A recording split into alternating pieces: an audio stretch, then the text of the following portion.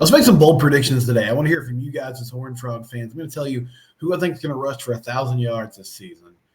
A player on offense that will be an impact player that maybe you don't have your eye on right now, and the sack leader for TCU in 2024. That's all coming up next on Locked On Horned Frogs, your team every day. You are Locked On Horned Frogs, your daily podcast on the TCU Horned Frogs, part of the Locked On Podcast Network, your team every day.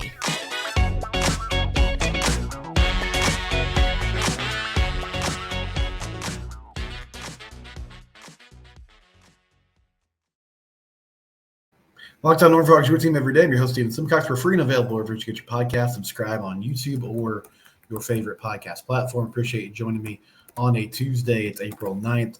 We're making some bold predictions today, and I want to hear from you guys. So you can always hit us up in the YouTube comments or tweet at me at SimcoxSteven. What are your bold predictions for TCU football in 2024? I'm going to make a few right now, and we'll start on offense.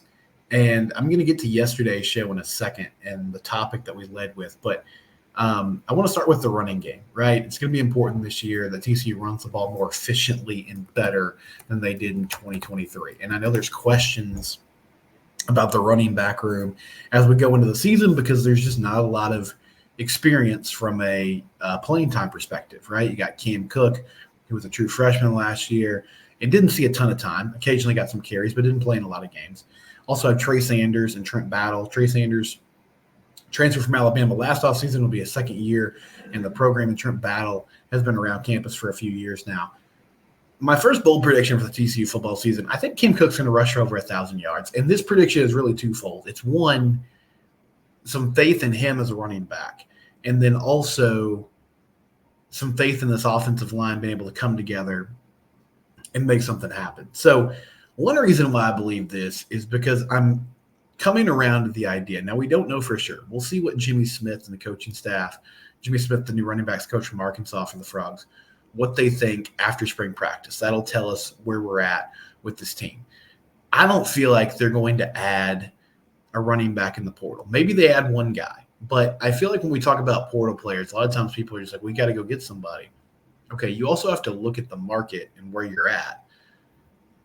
Maybe somebody unexpectedly joins the transfer portal here later in the process. I think it's definitely possible that you have a young player that looks at the depth chart at whatever school they're at and says, I don't know if this is going to be a good place for me. I'm not sure I'm going to get playing time. But a lot of the established running backs that put up big seasons last year, pretty much all of them have been picked up by other schools at this point. So there's a possibility that you get someone with a lot of potential. But I think most likely, even if TCU does end up adding someone, it's going to be in the similar vein or similar story to the players that they have in the room right now. Maybe there's some potential there. Maybe it's somebody who has done, some nice things, a change of pace back in the past, but they haven't been a lead running back. So I think Cam Cook's going to be your lead back, but he's going to get the majority of these carries. And he's got great talent level. I mean, he was a 4-star player out of Stony Point High School a few years back. He didn't play a ton last season because TCU had a pretty experienced running back room. I mean, Imani Bailey stepped into that role as the main guy, and then you had some veterans behind him that can make plays. I think Trey Sanders, I hope that they use him more in short yard situations this upcoming season with his build and his ability to get downhill and get extra yardage. I think that's going to be beneficial for this team. I think Trent Battle will probably be used like he has been the past couple of years as someone who can catch passes out of the backfield, who can take carries for you at times, but is not going to be somebody that gets 12 to 15 carries a game. Honestly, they really haven't used him in the traditional sense as a running back much at all so far in the first couple of seasons of his time on campus. I know Anthony Jones had some high praise from him in the past, and he's someone they trust they put on the field. But I'm not sure his workload from a rush game perspective is going to change a lot this upcoming season. So I think Cam's going to get the majority of the carries. Even with all their struggles last year, Imani Bailey still hit over 1,000 yards, and that was with an offensive line that didn't get a lot of push. And this may be a risky proposition, but I think this O-line is going to figure it out. I don't know who the 5 guys are going to be yet. I like the players that they brought in, though. I think Bless Harris is going to be really good for them if he can stay healthy. The transfer from Florida State. They got some transfers like Carson Bruno, from Louisiana Tech. Cade Bennett is going to get here in the summer from San Diego State, and he did a really good job at the guard position in the interior for them last season. And I'm hopeful that guys like Colton Deary and Ben Taylor Whitfield, who got a lot of snaps last year and kind of took their lumps, will take a step forward and be better. I'm hopeful that Mike Nichols can be a more solid option on the outside this upcoming season. And I know I'm saying a lot of hope and projecting right now, but I just believe that they're more talented in the O-line room this year. And I would love if they could add, another couple pieces, maybe Marcus Bryant from SMU or Branson Hickman from SMU, even though it's been pretty quiet on the recruitment front with those guys so far. I think they're going to find the 5 best guys. And with another, year in the system with more experience, it's going to get done. And they're going to be consistent and better than they were last season. And so projecting out, I think that means good things for Cam Cook, who's going to get the lion's share of the carries this upcoming year. So I think he's going to run for over 1,000 yards. And then yesterday I talked about Haas Haney and the potential for him to get some playing time this year.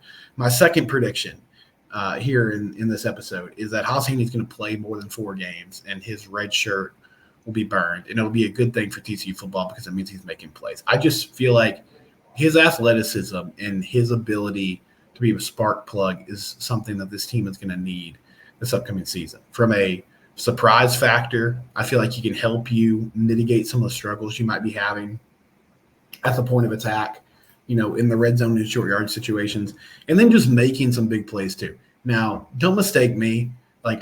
I think Josh Hoover is going to be the dude this year. I feel like he's your starting quarterback and that he'll be effective. I'm bummed out that he's not getting a chance to practice with a lot of the new faces on the offense right now. The flip side of that is Ken Seals and Haas Haney are getting valuable time.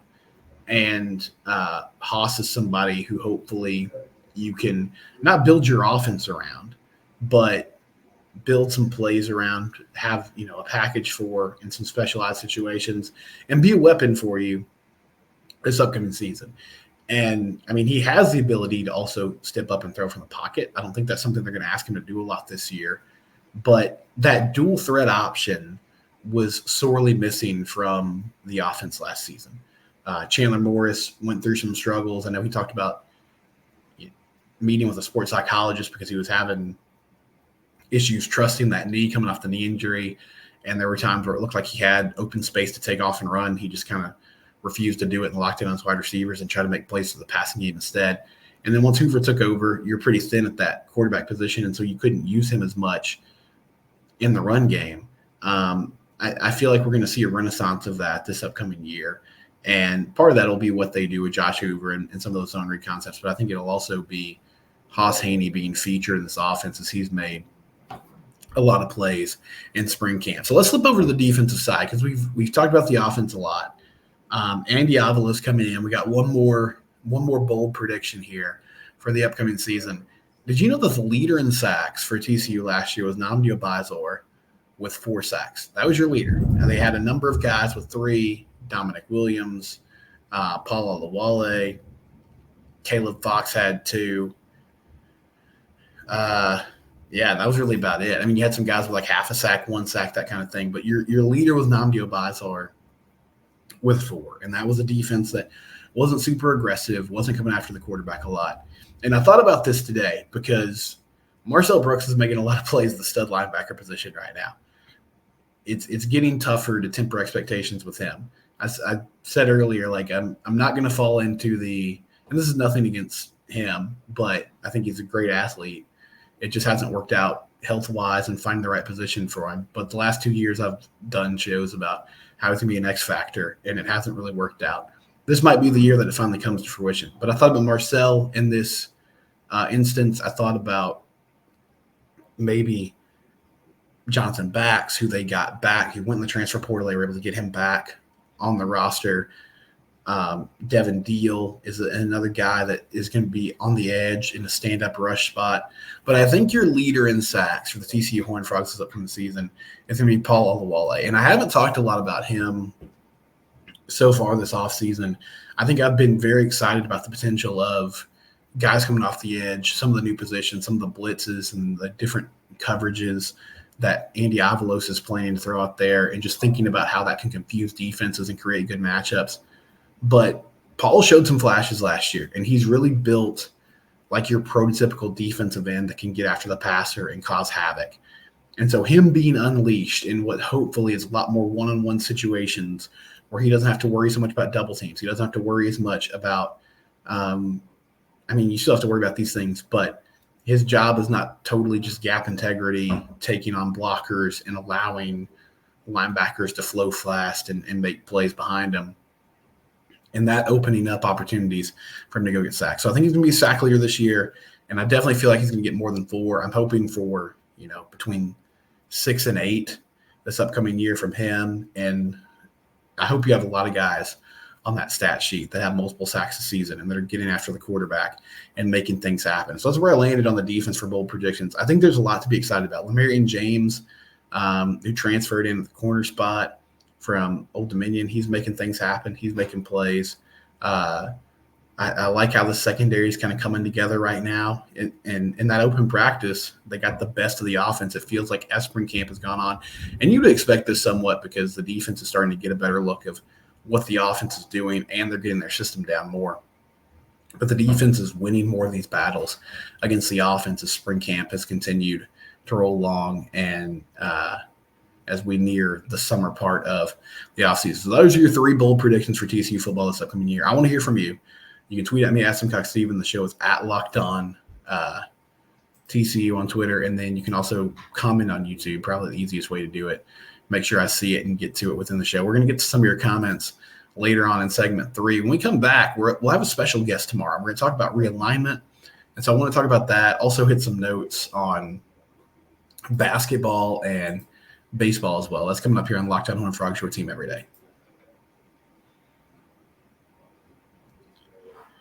FanDuel, they are one of our great sponsors. We talk about them every week here on Locked On Horned Frogs and across the Locked On Network. NCAA tournament ended last night. UConn, back-to-back national titles. What a job by Dan Hurley and that crew. But it's still a great time to join FanDuel because it's playoff time, and the NBA, NHL, baseball's in full swing. And on FanDuel, you can bet every game. Right now, new customers get $150 in bonus bets. Guaranteed that's $150 in bonus bets, win or lose. All you got to do is join. You can bet on everything from slam dunks to home runs, all in an app that's safe, secure, and easy to use. What are you waiting for? Visit FanDuel.com/lockedon and get an automatic win by joining today and getting $150 in bonus bets. Again, that's FanDuel.com/lockedon. Make sure you join today. FanDuel, proud sponsor of the Locked On Network. So we'll have Drake Toll on the show tomorrow, and that'll be fun. I haven't had a chance. I did a few shows with Drake before the Colorado game last year. I think before and after the Colorado game, I did some shows with Drake Toll and Kevin Borba, which, of course, wasn't, the best moment in the season for TCU. And then really haven't heard a lot from him because, the nature of it is when TCU Athletics isn't doing great from a regional and national standpoint, there's just not a lot of invites going out to me to appear on shows. But I invited Drake on the show, and we're going to talk about Big 12 and where they stand in realignment. I think this is an interesting time for the conference. The ACC is in a very vulnerable place. Florida State, Clemson, and other schools have made it known publicly that they're not happy with the TV contract in the ACC. We got the Super League that was laid out by The Athletic in a recent article as college presidents have formed a committee to talk about how the sport's basically like the model of the sport right now is kind of broken. And we're moving towards some pretty wild things like unlimited transfers. NIL doesn't have a ton of guardrails on it. There's lawsuits against multiple schools because of lack of NIL opportunities or eligibility issues. The NCAA continues to just get defeated in court on almost a monthly basis. And so there was the idea of an 80-team Super League with 8 divisions with 10 teams, abolish conferences. And the good news for that would be the Big 12 would be in the mix there. The bad news, I guess, would be that the conferences would kind of go by the wayside, at least temporarily. And so I want to get Drake's thoughts on that. Also want to talk to him about where TCU just stands and what's a pretty critical offseason. I really do think this is a make or break year for Sonny Dykes. And I was actually talking on a show yesterday on the 365 Sports YouTube channel about how much pressure was on like Sonny Dykes and Kendall Briles this year. Because I think, Andy Avalos, like, we'll see what happens. I feel like there's obviously going to be some growing pains with a new defense. And he's putting in new concepts, learning new personnel. But the offense to me was unacceptable last year because of how bad they were in scoring opportunities. And they put Griffin Kell in bad situations. They hung the defense up to dry. And I just feel like if you're an offensive-minded coach, you have to put out a quality team that can score. And that's been something that Sonny's done really every stop of his career. Last year was the exception. And so those guys in the offensive staff have to figure out how to make this work and how to get to a point where this offense is humming again and at a place where, they're scoring at a fast pace. They're putting up a lot of points and putting that defense in situations to succeed, putting pressure on the opposing defense and not giving away so many empty possessions. So I think it's a big year for him. We'll probably get into the Jamie Dixon contract extension as well. A lot of different thoughts on tomorrow's edition of Locked On Horned Frogs with Drake Toll. I was watching that national championship last night. The first half was really good between Purdue and UConn. And it's really fascinating, like, where people are. There's a lot of negativity around basketball at the moment, which I get why folks are frustrated, and I get all the hand-wringing. It is sort of funny, though, that at least where we stand right now, we'll see baseball is still to be determined. But it feels like of the major sports, basketball might far and away have the most successful season out of all of them. I mean, the men made the tournament. Now they got bounced in round one, but football didn't make the postseason. Baseball, we'll see what happens here over the next few months as they try to climb out of, a rough situation they put themselves in, sitting 5-10 in conference play.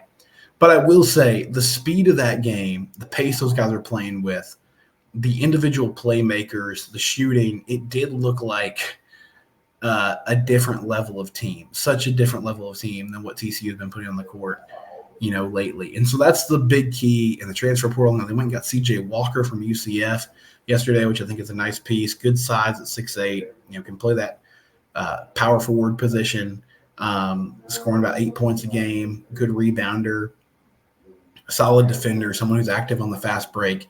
Seems like it checks a lot of the boxes for this Jamie Dixon team. But you got to get guards that can score. And I think the biggest thing is this offseason, you got to find guys that can shoot and space the floor.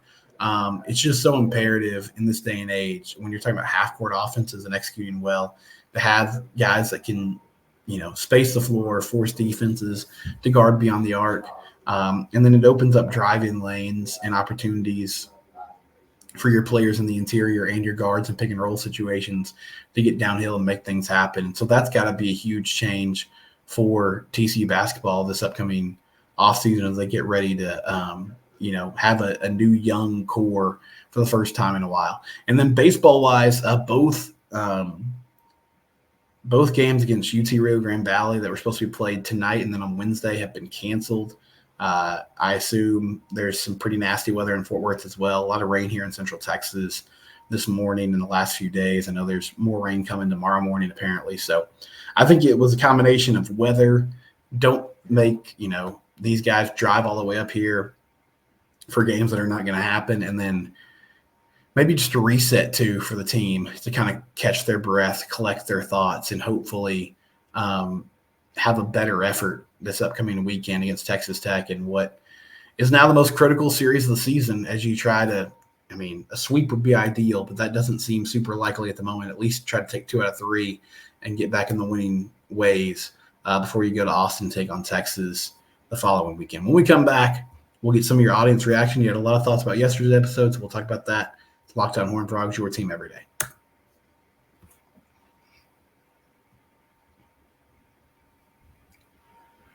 So you can always chime in on the show on YouTube or at Locked On TCU or my personal Twitter account, which is at SimcockSteven.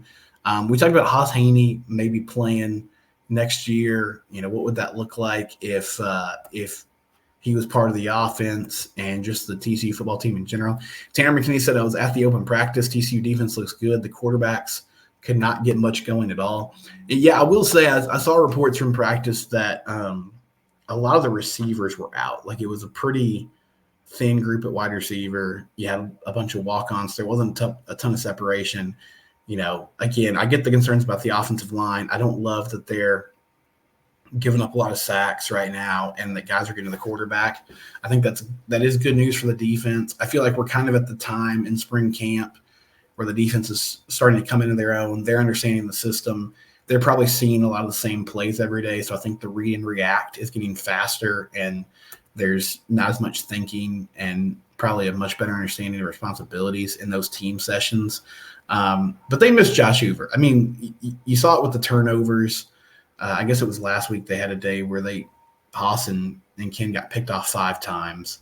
And they miss having him out there slinging the ball around, working with these wide receivers, probably just also having a better understanding of the offense and quicker processing time with him getting a lot of starts in the back half of the season last year where, he saw some success and started to get the game speed down. Tyler Jones said all 3 of these QBs would likely move the offense next season with the same effectiveness between the 25-yard lines, but who's better in the red zone? In that regard, I think they give Haney a strong look. Hoover is somewhat slow. That diminishes the effect of the run-pass option, especially when defenses are bunched up around the red zone. I don't see any position on the offense that's going to make teams overload coverage and make mistakes. So we have to run a lot of pre-snap motion, misdirections, and gimmicky stuff in general. Yeah, I mean, as far as like isolating guys and winning one-on-one matchups, bringing attention for the defense, I feel like you're probably hoping that maybe Dabney and McAllister can do that, but I get your point. The red zone offense has to get more effective. And I think, a big part of that's going to be, can you run in obvious running situations? Can you get yards between the tackles and get pushed from the interior offensive line? If you can't do that, then yeah, you're probably going back to a lot of the gimmicky, jet sweep, end around. They put J.P. Richardson under center at one point last year. There were just a lot of different things that they tried to do and use to get some sort of separation or deception in those short yardage situations, and it just didn't work at times. Doug said that QB room is pretty light.